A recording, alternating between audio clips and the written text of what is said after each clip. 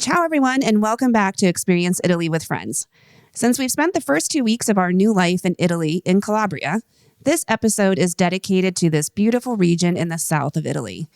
We'll discuss our personal connection to the region, provide you a brief history of Calabria, and showcase what Calabria has to offer from a tourist point of view. Let's get started. Andiamo!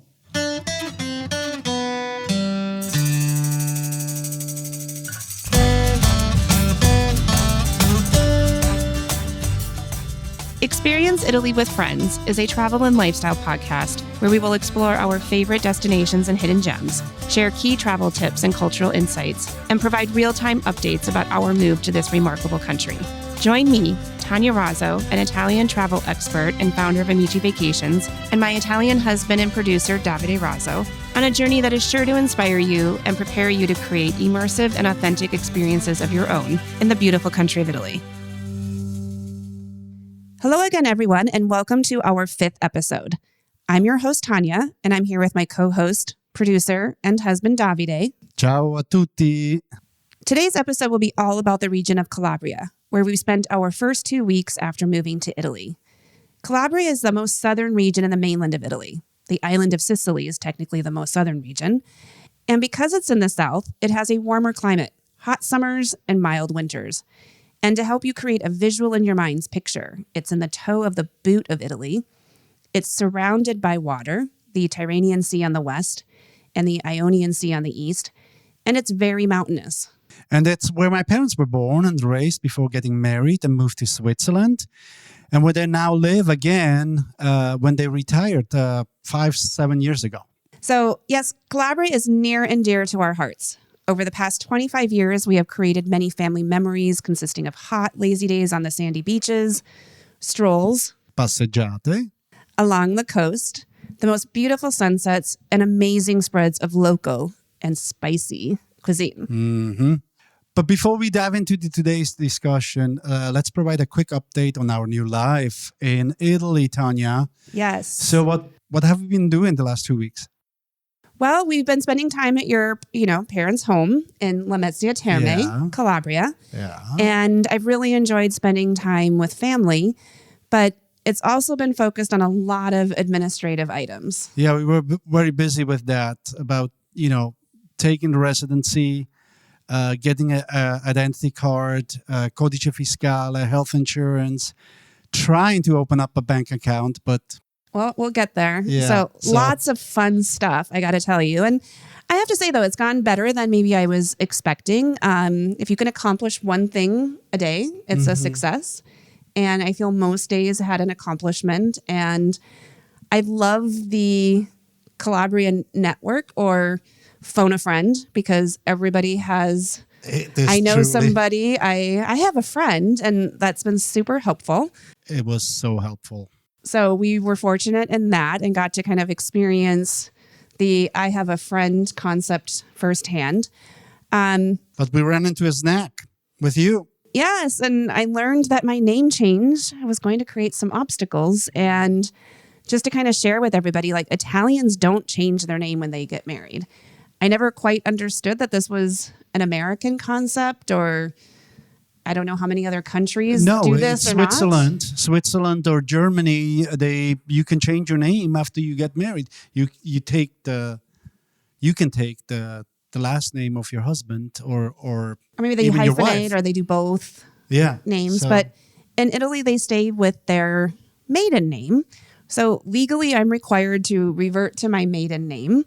But I don't have any proof of identity with my maiden name because I have been somebody else for the last 25 years. Yeah. You have your birth certificate, but there's no picture on that. No, they didn't take a snapshot of me as a baby and put it on the birth certificate. It's so... Anyway, we had a lot of documents trying to show that I am my birth person as well as my married person. But we got to have the fun step of adding, a trip to Florence. Yep. We went to the American consulate, which actually was kind of cool to see that firsthand, how going to a consulate. And it felt very official and a lot of security. And they were super helpful. Like, I don't know what to expect when you think of like going to a consulate and anything bureaucracy, but it was pretty smooth, and we got to go in quickly, get an affidavit explaining that my two names are the same person.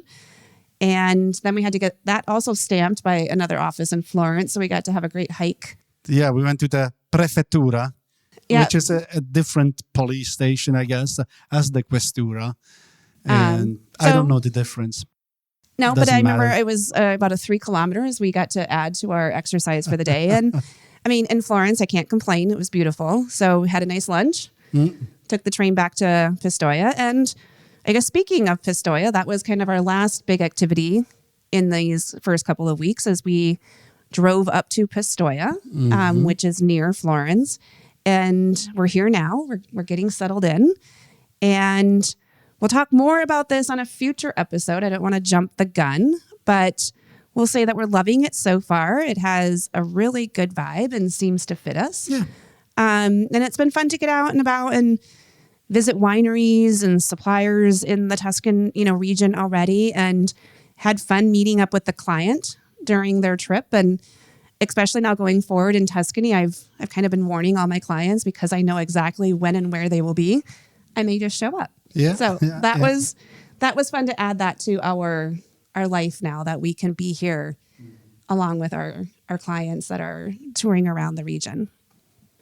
Okay, so we're here now, but back to Calabria. Davide, I think it's important to first chat a bit about your connection to this region. We talked about it a bit in episode 2, but please provide a brief recap of your personal history with Calabria. I think that my main connection here was when I spent my numerous summers here with my parents. And the 2 main things we did was going to the beach, or we spent it on the construction site of my dad's home that he built over 10 years, I guess, or even more. But he would save up money and then he would do some work the subsequent summer. So we would be here for 3 or 4 weeks, and we would do a little bit of beach, a little bit of, he mainly would be on the construction site. And during this time, were you staying with your grandma? Yeah, we would stay with grandma. My grandma's house, my parents had their own room, and me and my brothers, we would sleep in my grandma's room while she was sleeping on a bed in the kitchen in the main entrance. But that's where she always would sleep anyway. So, yeah. So what other memories do you have then of your time here in the summer? I guess, getting together with my cousins, my family. At night, we would go and do the passeggiate along the Corso in Lamezia, or just even going to the beach. It was great because we would spend the day there and we would, do a lot expand on that a little bit, because coming to Calabria with you over these years, I got to join in on that. And maybe it's a little bit similar to, I spent my childhood growing up in Florida, and we had a beach life, and it was an entire beach day. And you would get up in the morning, kind of pack up. Yeah, it would start early for my mom because she packed food. Maybe the food she made the previous night, like Parmigiana and or the paninis and all that. And people even grill on the beach, like they make fires. Oh yeah, or bring a little stove. Yeah, a little stove to cook spaghetti sometimes, and that would be fun. And then. But I want to continue to paint this picture for people, because it was something different for me, that lots of family, like there was a place that you would pick on the beach, and everybody brings their umbrellas because nobody wants to be in the sun. It's hot, and they don't have to worry about getting tans. They just look at the sun and get nice and brown. Yeah. But there's this tent almost of umbrellas, created by the umbrellas. Everybody camped below and just relaxing, eating, dips into the water, walks along the coast, and they stay there the whole day, into the evening. And I think I talked about this on a previous episode, where on the way to the beach we would stop at the fruit vendor on the street to buy a watermelon, the biggest that we could get. We would get there and we would bury that watermelon near the water, where it would stay cool. And then at night, when it was 6 o'clock, we would take that out, and that was our last thing we would eat. after playing bocce ball or paddle or, playing cards. So I loved it. So that to me was a memory that I could, participate in. And what other key memories do you have? I think that going to festivals was part as well.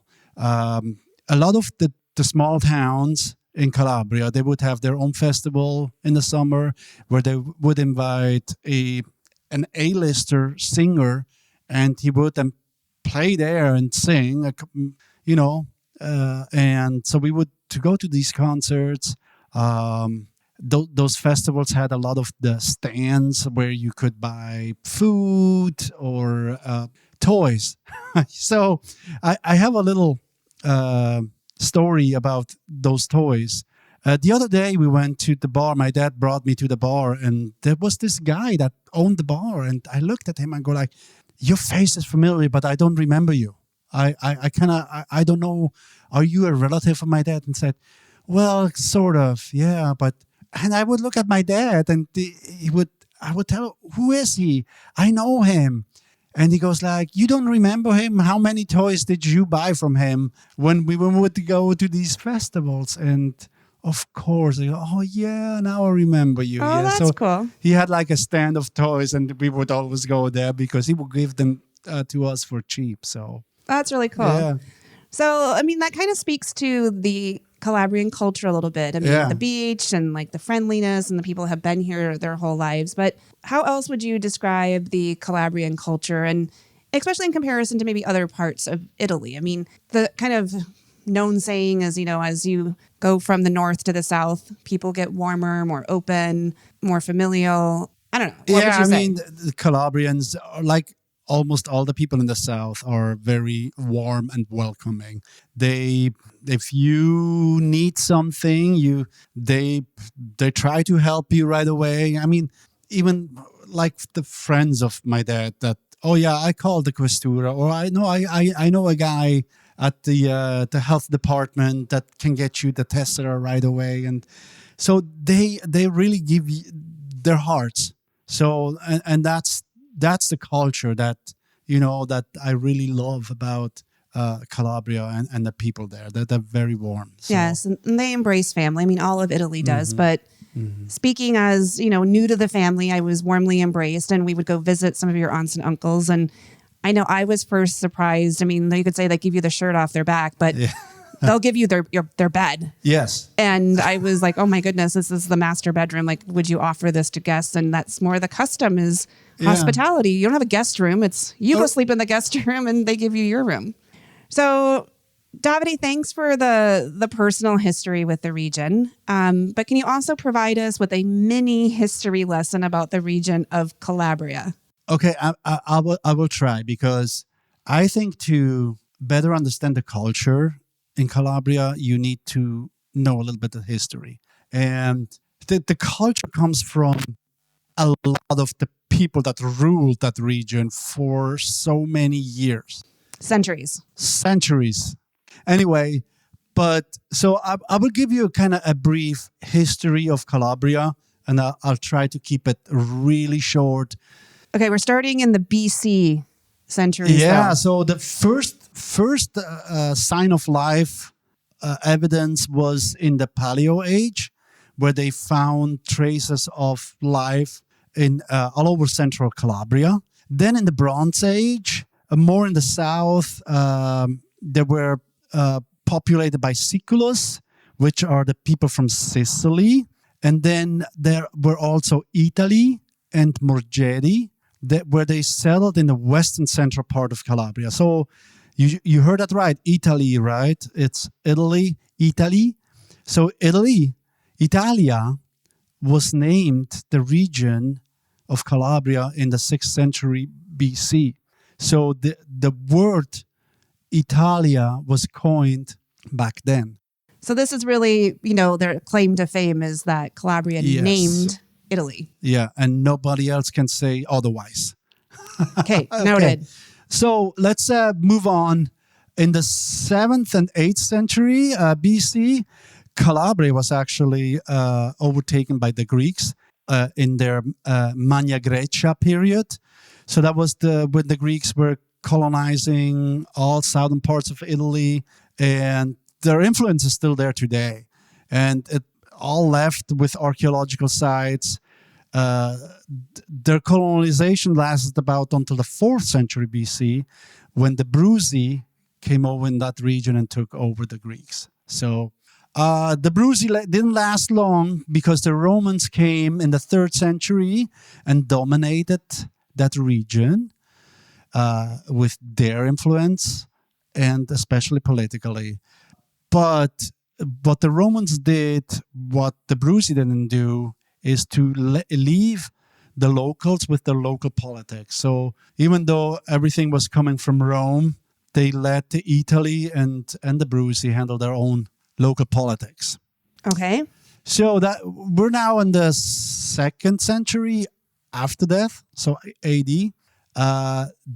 There is a period where the barbarians and Byzantine dominated Calabria. They took all over, southern Italy, especially Calabria, and they ruled it for about 600 years. It wasn't a happy period in Calabria back then, because they brought a lot of illnesses like malaria, and also the agriculture declined during that period, and so it wasn't great. The northern Longobards and the Arabs tried to take over, but they were not successful at all. Then, in the 11th century AD, the Normans came, the people from what's known today Germany. So they finally kicked them out, all these Byzantine people, and they sort of liberated southern Italy and from the Arabs as well. And Calabria started to rise again, still under the influences of the Greeks and the Romans. But the Normans unified southern Italy into what was known back then the Kingdom of Naples. Okay, so imagine all mainland south of Rome was the Kingdom of Naples. And that stayed like that until the 18th century. In the meantime, Spanish and Austrian leadership came in the 16th century. So that was, again, influenced by that.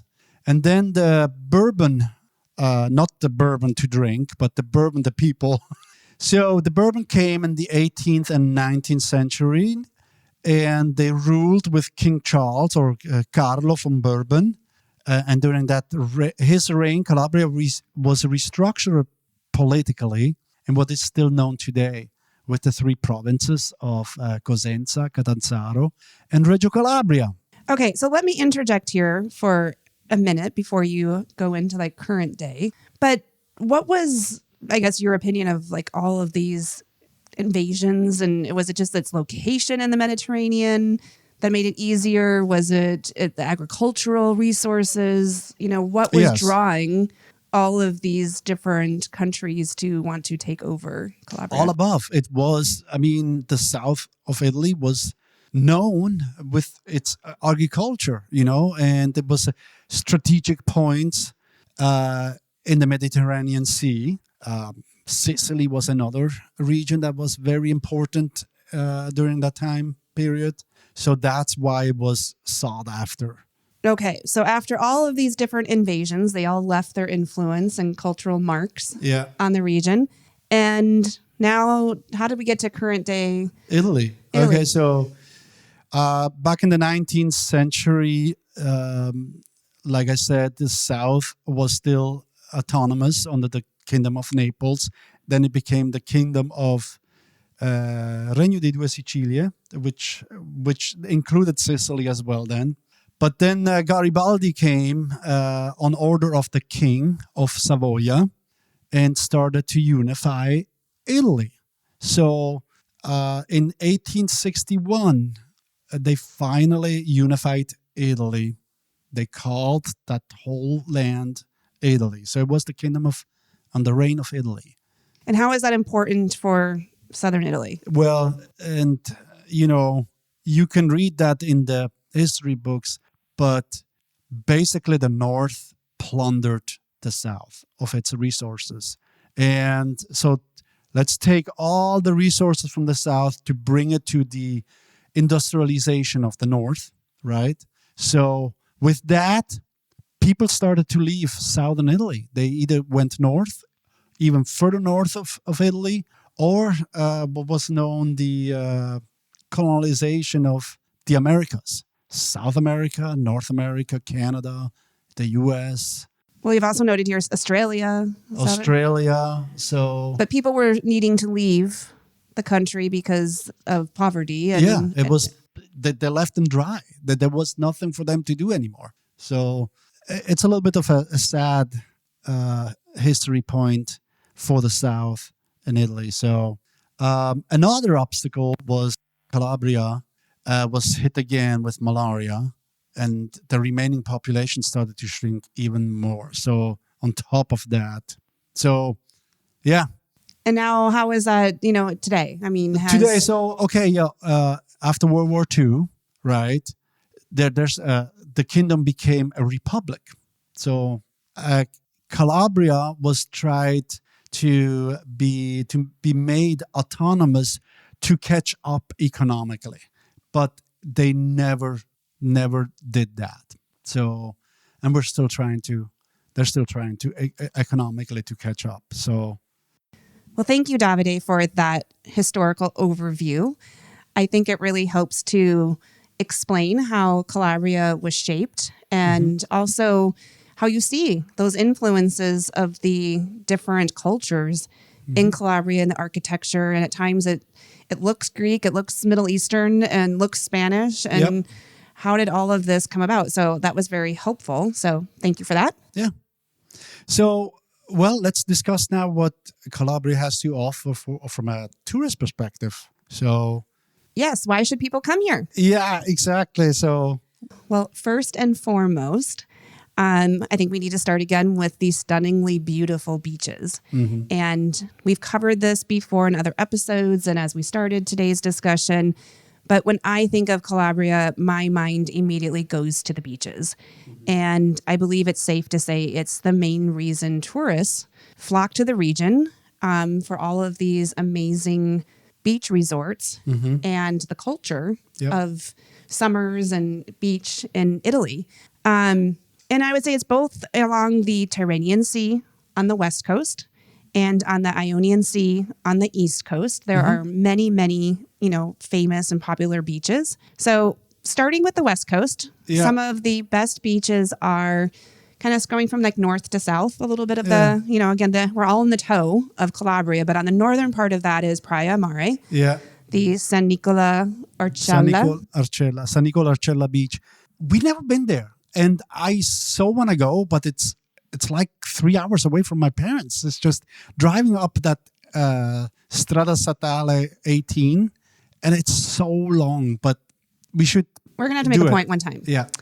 Then there is the Coast of the Gods, which you just actually explained to me was called the Coast of the Gods. But this includes the beaches and, the cities of Tropea, Zambrone, Capo Vaticano. Yeah. And this is where we have spent probably a lot of our time when we would venture a little bit away from Lamezia, is to go to Tropea. And it's one of my personal favorites. It's beautiful. As soon as we had driver's licenses, me and my brother, and we would come to Calabria, we would drive there because, it's an hour and a half away, but so beautiful, One of the things that surprises me about the beaches in Calabria, or, really what I've seen in Italy, is even though they're very populated, you just imagine a sea of people and umbrellas, the water is so pure. Like, it stays crystal clear and cool, and you have the cliffs and you have rocks, and it just stays very natural. Yeah. And you don't really see the impact of all of these people who are there. And I'm amazed at how natural and pure it stays. Right. It's even like on the Ionian side, on the east coast, it's the water's cooler than on the west side. On the west side, yeah. So, but just to even touch a little bit more on Tropea, sorry to bring us back there, but the town itself, like, you've got the beaches below, and then imagine there's this big cliff. Yeah. And on top of the cliff is the town itself. Yeah.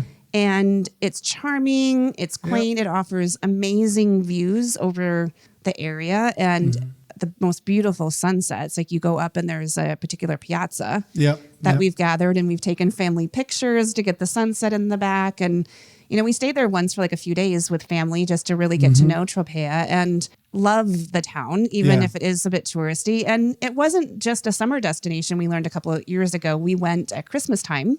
And Tropea really does a nice job of decorating for Christmas and making it full of events. And it's a draw for the region. So a little plug for Tropea as a favorite beach place, as well as, you know, other time to visit. A little bit further south, there's Sheila, There's Sheila. And we haven't spent time there yet, but you mentioned it. We were hoping to in these last 2 weeks and didn't quite get to it. But talk a little bit about Sheila. Sheila is a very charming, idyllic fisherman's town, village, so to speak. And Sheila is known for the sportfish. So the fishermen's, there's a lot of sportfish to catch there. So if you go to Sheila you go eat out, you got to have some sportfish. I think I actually had some of that in a different town that we went to with your parents that was near there, but maybe it was more near Pizzo. That was in Pizzo. Okay. So, but yeah, the Sheila is the town where they... Okay, great fish. Good to know that. Well, let's go back to the East Coast for a little bit. Okay. And so the Ionian Sea. Yeah. And you've explained that there is the coast of the oranges. Yes, and it's known for beaches in Soverato, Caminia, Pietragrande. Further up north, there's the Isola Caporizzuto. And my memories of the coast of the oranges is that we had friends that used to live in Switzerland, and then they moved to Calabria back in the 80s. And when we would come visit, they would go on the East Coast to the beaches. Well, I remember Caminia. Yeah, so not the West Coast where we were, like 5 minutes, because they lived smack in the middle of the hilly Calabria. So they were going on the East Coast, and we discovered those beaches, and I go like, hell, where are we? I mean, these are beaches, not the ones where my parents live. And well, I remember just a lot of the white sand. I mean, we spent time there with our kids when they were little. So as soon as I think of Caminia, I think of my 5-year-old and 7-year-old children at the time and the pictures that I took and all the time we spent playing in the water there. And one of your, family or friends of the family actually had rented a little house near the beach. Yeah. And you took a pause from the beach and went inside and had lunch. Yeah, exactly. Everyone took a little nap and then would go back to the beach and hang out again. So a lot of fond memories of Caminia. So highly recommend that. So I guess I haven't been able to visit a lot of the beaches in Calabria, but on the West Coast, I have the plug for Tropea, and on the East Coast, a plug for Caminia. Exactly. Others that you would point out as favorites? No, I think Pietragrande. I've been in Pietragrande, which is also nice. You have to understand Caminia is in a little bay, so there's not a lot of breeze going on there. In Pietragrande, same beaches, but more open, so you get the breeze. Okay. So we'll have to add all of these to our to-do list now that we are here. Okay, so we covered the beaches. Okay, what else does Calabria offer? Well, it has a lot of national parks. And I think it's a great place for outdoor enthusiasts who want to come. And, starting with Pollino, Italy's largest park, dominated by green peaks in the northern part of the region. And I think you were telling me it's the tallest. Yeah, it's the tallest in Calabria.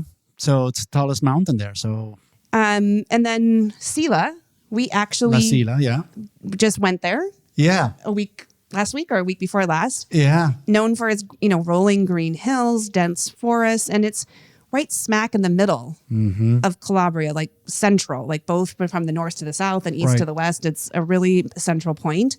And, I was noticing that people were, the stands along the road, and we stopped because a family friend, again, was there, and a lot of mushrooms. And so a lot of porcini mushrooms, so good. People went to the area, to go foraging for mushrooms. And I was thinking, would they have truffles here too? And you're like, no, just mushrooms. No, mushrooms. But we had lunch, right? And so Oh, it was an amazing lunch that I had. Of course, I had to pick a pasta with mushrooms. Yeah. It was delicious. And I would say the next park to point out is Astromonte in the south. It's more known as Craggy Mountains, but has, great sea views. Great sea view. If you live up there, you have the view to Sicily if you want. And then on the other side, you have beautiful views to the Ionian Sea too. Well, lots more to add to our list, but I guess to summarize, it's a great region for hiking. Yes. But we talked about, and I'm always a little bit surprised by this in a place of Italy when I think of always, especially in South Italy, when I think of warmer temperatures and beaches, but you can go skiing. And I think that really speaks to just the height of these mountains. And it's all through the central. So you've got mountains in the middle, beaches along the coast. And even when we went to Sila, I noticed, a drastic change in temperature. And I was, kind of upset that I was dressed more for summer. Yeah. And we got up the mountain and I had thrown a jacket in last minute. Thank goodness. But it was like, I probably should have dressed a little warmer to be up in the mountain. And so that was kind of a point that the climate is very different. And so then you were pointing out, yes, people ski here. Yeah, people ski. Yeah, they have ski resorts up in La Sila. And I was told that sometimes people in September, they go up skiing and then they come down in the afternoon and go to the beach. Wow. I can't even imagine. I mean, it's a little bit exaggerated, but I think we get the point. Yes. So if you're into outdoor, hiking and skiing, do not rule out Calabria as a place. It's a great place to come and enjoy that. Kind of along the lines of mountains, maybe shifting a bit to hills and hilltop towns. Calabria is dotted with a lot of charming towns that offer, stunning views of the countryside and of the surrounding seas. A number that I noted here is Stilo, Gerace, yes, and Marano and Calabro.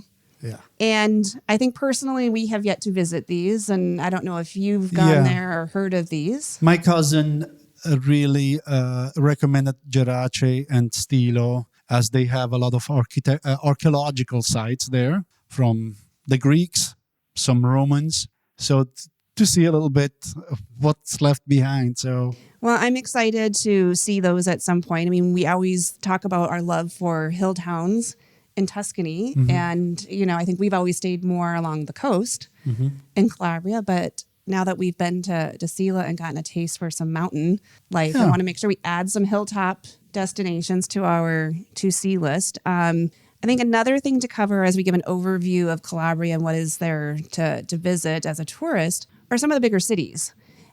We've been to Reggio Calabria, which is the city at the, really tip. Yeah, it's right at the tip. It's right. Like when you're there, you look across and you see Sicily. Yes. And as we've mentioned, and maybe earlier, you have family that lives there. Yeah, I have family there. And again, we would go visit and we would go do the passeggiatas on the Lungomare in Reggio Calabria, which is the walk mile.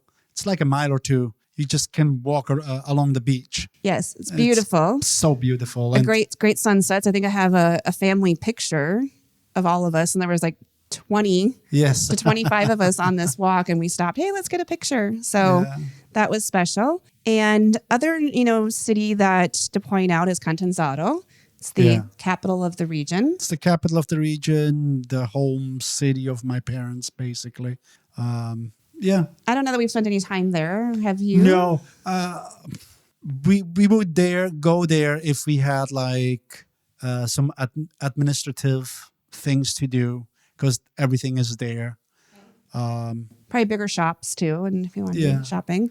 Maybe the one thing that Catanzaro has worth mentioning, they have the tallest bridge in Europe. And it's 300 meters high, which is about 900 feet. Okay. So it's pretty high. Yeah. And let's finish and round out the discussion of cities with Cosenza. Yeah, we had a chance to visit 2 years ago there, right? We did, because I'm like, we have to go somewhere and explore something new, adding it to our list.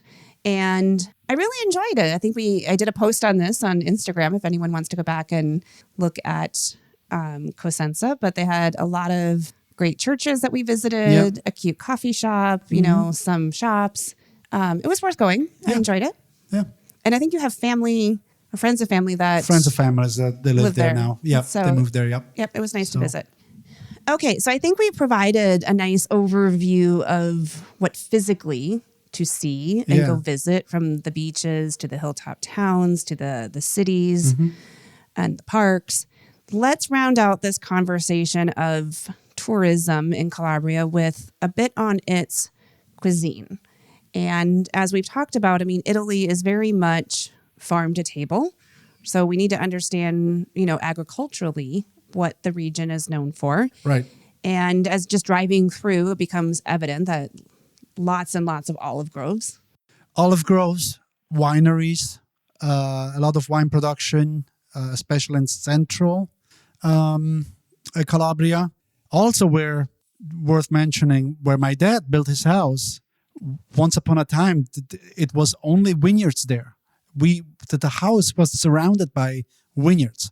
It was fantastic just to see that. So and now he's continuing to grow some vines and make his own wine. And I think also what I always notice on his property is the citrus. Yep, citrus fruits is very big in Calabria, especially with they call it the bergamotto. It's a citrus fruit that is only grown in Calabria, and it's so wonderful because it's also used for medicinal purposes.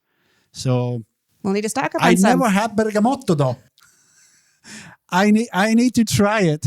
Okay, we'll get that, and maybe it'll have even special vitamin C that we can add to our diet.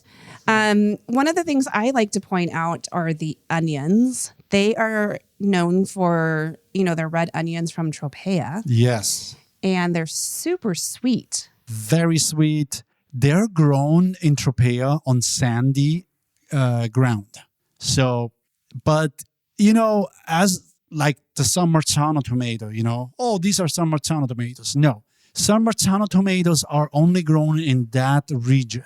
Everything else, even if it's just the seed of that tomato, but it's grown somewhere else, it's not a San Marzano tomato. It's a Roma tomato, right? Anyway, the onion is the same thing. The red onion, even you get in the rest of Calabria. Oh, this is the cipolla from Tropea. Yeah, no. It's because it's the same thing, but it's not. So it's only a Tropean onion if it was grown in Tropea. And we've been able to benefit from that, and they are wonderful. And so what do we make with all this great agriculture? And I believe, how I would describe Calabrians' culture or cuisine, I guess is a better way of saying it, is it's simple, it's flavorful, and it's spicy. Yes. They like their spice. And so this is near and dear to my heart because I love more spicy foods. The Calabrese salami. I'm going to let you pronounce the spicy sausage. It's the Nduja. Nduja it's that very spicy sausage which is mixed with chili peppers, and it's so powerful and flavorful. So, and speaking of the chili peppers, I mean, your dad grows many of these in his garden, and it's usually he and I at the dinner table that are cutting up the chilies and mixing them into the pasta dishes. And you've started to finally come on board the spicy wagon. Mm-hmm. So, but that's what it's known for the region. And also their cheeses. Yeah, pecorino. It's known for pecorino cheese and the caciocavallo. That's another. It's milk. It's cow milk. It's very soft. It's very young cheese, and it's so yummy. Whereas the pecorino is sheep. Sheep, exactly. So they've got both types of cattle and sheep farms and grazing. But I always think of your mom's cooking, right? I mean, this is true Calabrian cooking. It's the eggplant parmigiana. It's really lots of things with tomato. Yes, it's very tomato-based because if you go back in history, the Byzantines and the Arabs, and they brought the tomatoes to southern Italy. So wonderful cuisine, and they love to cook. Your mom loves to cook. And so that to me is a key part of the Calabrian culture and a key reason to visit. So to wrap up this section of our discussion, let's just summarize that Calabria is famous for its crystal clear coastal waters, its beautiful beaches, and dotted with ancient villages, castles, archaeological parks, as well as nature parks and mountains. Yeah, it has a lot to offer. A lot to offer from an activity standpoint and historical standpoint. Well, Tanya, we've been asked this question, right, so many times. But what advice would you have for people thinking of traveling to Italy? Should they consider Calabria? Absolutely. But I feel I first have to explain that while Calabria's beaches and parks make it very, popular from a summer destination point of view, it has been primarily a destination for Italians. There's a lot of the northern regions, flocking from the north to the south in the summer. And it really hasn't become very well known to international tourists. Perhaps some other European countries, as you have Germany and Switzerland and Austria, they are coming down and it's becoming known. But outside of that, I would say it's largely undiscovered. And especially for the US people? Well, for sure. And there is, a number of reasons for that. And I need to explain that as much as I love Calabria, for people planning a first trip to Italy, it's hard to recommend that Calabria be at the top of the list. And your family gives me a little bit of a hard time. You make me sad, Tanya. For saying that. And I don't mean to offend anybody, but if anything, I can relate. So let me, explain that I've spent most of my years in the U.S. in the state of Minnesota, where we have been the last 24 years. It's a beautiful state. It's known for having over 10,000 lakes. It has the coast of Lake Superior. Yeah. Beautiful parks, forests, the big cities of Minneapolis and St. Paul with museums and cultural events. And the Mall of America. Yes, let's not forget the Mall of America. But for someone's first visit to the U.S., how often is Minnesota at the top of the list? Never. I mean, I think a lot of people think we live in igloos, to be honest. Okay, that's a little bit exaggerated, but all I can think of is it's so cold. It's so cold. Why would anybody go to Minnesota? But seriously, when people come to the U.S. for the first time, they almost always pick New York, Washington, Florida, L.A., Maybe they'll weave in Chicago, Las Vegas, not Minnesota. So I understand. I do. I'm not offended. So similarly, for Italy, it's hard to tell somebody who's never been to Italy before, and this is their first visit, no, don't go to Rome. Skip Florence, skip Venice, go see Calabria. And if it were closer, right? If it were closer to Rome, maybe it'd be easier to work in on that first trip, but it's quite distant. I mean, we just did the drive. It's about 6 hours to drive from Rome to Calabria. So let me say it's a beautiful region. I would save it for maybe a subsequent visit. And as I thought about, how I would incorporate this into an itinerary, I would maybe combine it with also maybe seeing Sicily. Yeah. Because Sicily has so much to offer as well. There's just a ferry ride that divides the two. Hopefully, a bridge soon. Yes, finally a bridge. Supposed to be starting under construction soon. Yes, that's what I heard. Or I would maybe combine seeing Calabria with Puglia or Basilicata. Neighboring regions would make a beautiful visit. Matera.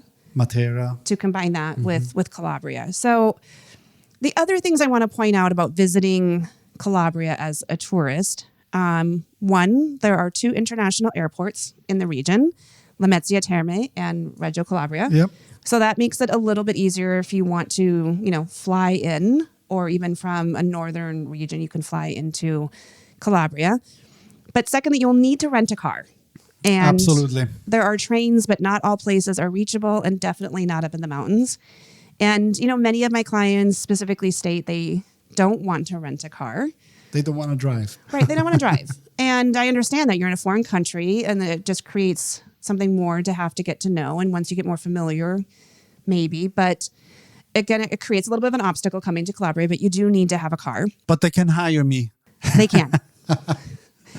And lastly, I would say, with the exception of some of the more popular tourist places like Tropea, English is not widely spoken. So you need to be comfortable with the fact that you're going to be in predominantly Italian speaking only. Well, Italian, sometimes just a dialect even, which is not close to Italian. No, I have a hard time. Actually, I don't know that I can really understand dialect. I get hints of like, I think they're talking about this. And you're like, no, it's dialect. So I would say that makes it a little bit more of a challenge coming into the region as well. Or just be aware of that and to expect that. Well, Tanya, I think that visit Calabria, yes, but maybe not on your first trip. If you've never been in Italy, I think you want to see the classics first, and then maybe consider Calabria as on your second or third trip. Yes. And do like a tour of southern Italy. And I would also say that if you're interested more in the hidden gems of Italy and want to see the Italy off the beaten path, then definitely Calabria is for you. Yeah. And you're going to get the more authentic Italy because that's all there is. Yes. It is just pure, raw, authentic Italy. Yeah. And you'll get the Calabrian culture and have that as, I guess, a main draw to the region. Okay. Well, that was a great discussion about Calabria. But before we move on to the tips from Tanya, I think you want to let everyone know about an addition to the podcast. Yes, I do. So thank you. Let's take a minute to talk about this. Okay. I had this idea the other day that while I love the concept of the podcast and being able to talk to our listeners, and I have been told my whole life that I love to talk, and I was coined even a motor mouth as a child, but I do actually like to hear from people as well. And I think that's been challenging in a podcast that it's one-way communication. But having this idea, really kind of stemming from our participation in other Facebook groups for tips and advice about moving, traveling, I had the idea to create a Facebook group for Experience Italy with Friends. Okay. That would be a companion to this podcast. And, while Facebook isn't always the most user-friendly platform, I do like the concept of its groups because not only can you comment on, posts that we list there, yes, but you can create your own post and share experiences or ask questions. And, my vision and hope is that it becomes a fun community. Yes. To, for people with like-minded interest in Italy to ask questions, share their interests, their experiences, really bringing that amici friend network to life. And evolving this from just a one-way conversation to an interactive dialogue. So I'll have information about that in the podcast description. But it's a private community, so you'll need to request membership. And we did this to be able to monitor the group and ensure it remains a positive and, safe space for everyone and keep out any spammers or, toxic people. But it's a bit of an experiment. We'll see how it develops, but I just wanted to note that so that I encourage you guys to join and, participate. We also have, our social media posts on, our Facebook Amici Vacations and on Instagram, but I wanted this to kind of become an interactive forum. So cool. Thank you for that minute or two. Yes. All right. Then Experience Italy with Friends group page on Facebook. So, all right, we're almost at the end of this episode. Let's conclude it with tips from Tanya. Tips from Tanya. Yes, thank you. So reflecting on our discussion of this southernmost region, my first tip, 1, give Calabria consideration. Yes, come to Calabria. Maybe not on your first trip, as we talked about, but definitely on subsequent trips. It has a lot to offer. And again, I think a real draw is for those who want the off the beaten path and want a true, authentic Italian experience. You are going to get nothing but pure authenticity in this part of the country. Secondly, if you don't want to stay in just Calabria, as I mentioned, you could include it with, a visit to Sicily, Basilicata, where we love Matera. Puglia is also nearby and has a lot to offer from, its beaches and such. And we'll cover those in future episodes. Of those, I think Sicily would be the easiest, in my opinion. So I guess boiling down that tip, combine, Calabria with Sicily. And finally, embrace the culture and food. There are a lot of festivals, or as you called them. Yeah, le sagre. There's a sagra of the chili pepper or the anduja, or there's the sagra of the porcini mushroom. So it's always fun because you are there to celebrate with the locals. And they're going to include you in their celebrations and their dinners that they have and all that. And it's food. Again, one of our favorite parts about this country. Love it. Okay. Well, that wraps up our episode on Calabria. Okay. Thank you for listening. And I hope you enjoyed learning more about one of our favorite regions and our connection to this region. We'll be back with another episode in 2 weeks. Okay. Ciao, everyone. Ciao, ciao.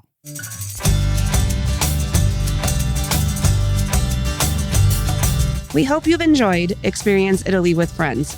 If you like the podcast, remember to follow us and leave a review letting us know what you found to be the most helpful. And if you want expert advice or assistance in creating your own immersive and authentic experience in Italy, visit us at www.amicivacations.com.